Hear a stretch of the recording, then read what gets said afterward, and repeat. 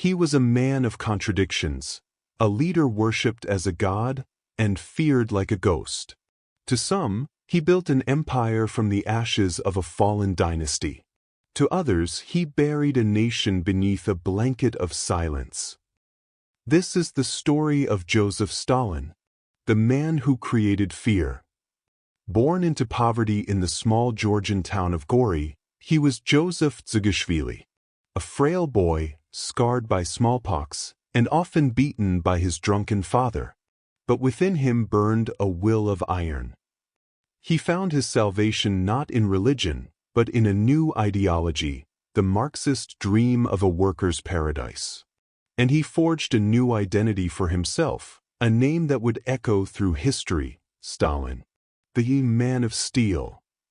While the intellectual Lenin envisioned revolution through theory and pamphlets, Stalin preferred action, ruthless, methodical, and patient.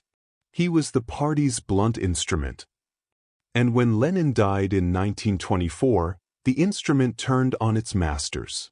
Stalin did not seize power in a dramatic coup. He suffocated his rivals, one by one, with bureaucratic cunning and relentless propaganda. Stalin's vision was vast and unyielding: to drag a peasant nation into the modern age, transforming it into an industrial superpower overnight.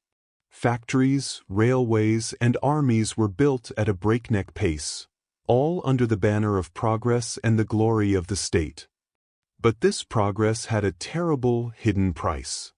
In the countryside, his policy of collectivization forced millions of independent farmers off their land and into state-run farms. Resistance was met not with debate, but with starvation. The result was a man-made famine of unimaginable scale.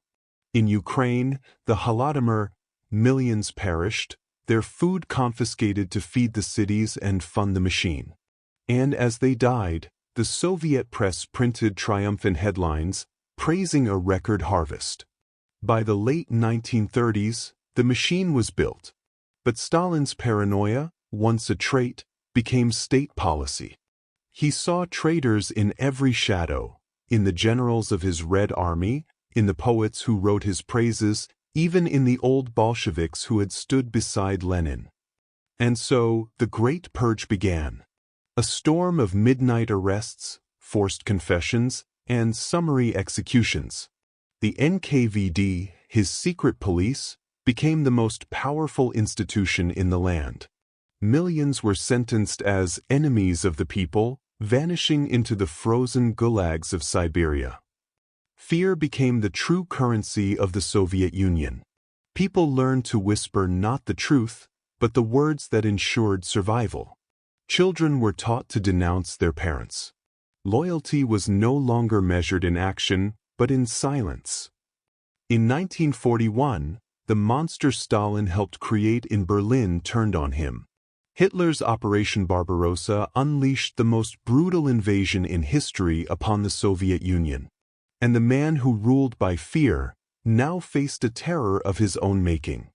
For a brief, critical moment, Stalin vanished, uncertain, perhaps broken. But when he re-emerged, it was as the Vazd, the supreme commander. He rallied his nation not with the dream of communism, but with the primal cry of motherland in peril. Under his iron rule, the USSR absorbed unimaginable punishment and turned the tide of war. The Battle of Stalingrad became a symbol of Soviet sacrifice. The cost was astronomical: 20 million Soviet lives lost. But in the end, the red flag flew over the rubble of Berlin. To the West, he was the savior of Europe. To his people, he was both their protector and their predator. Victory cemented his power. Now, Stalin rebuilt his empire, not on hope, but on a deeper, more entrenched fear. His image was everywhere, in every home, every classroom, every newspaper. He was no longer just a man. He became a myth, half deity, half monster. To question him was death. To praise him was survival. The system he built was a perfect, self-sustaining engine of control. Even in his final years, his paranoia never rested. His own doctors were arrested in a fabricated plot. Loyal ministers vanished. History books were constantly rewritten to place him at the center of every triumph. And when he suffered a stroke and died in March of 1953, the nation was engulfed in a strange, collective convulsion. Millions wept with genuine grief, while millions more, in the privacy of their hearts, finally exhaled. Joseph Stalin's rule lasted nearly 3 decades. He transformed a backward, peasant nation into a superpower that would challenge the world for half a century.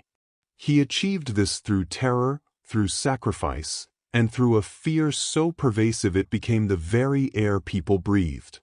He left behind a profound and unsettling paradox, a country that conquered fascism and reached for the stars, yet never escaped the long shadow he cast. History's judgment is clear, a tyrant of the highest order. And yet, even today, millions remember him not with horror, but with a twisted sense of pride. They see the strength, the empire, the order.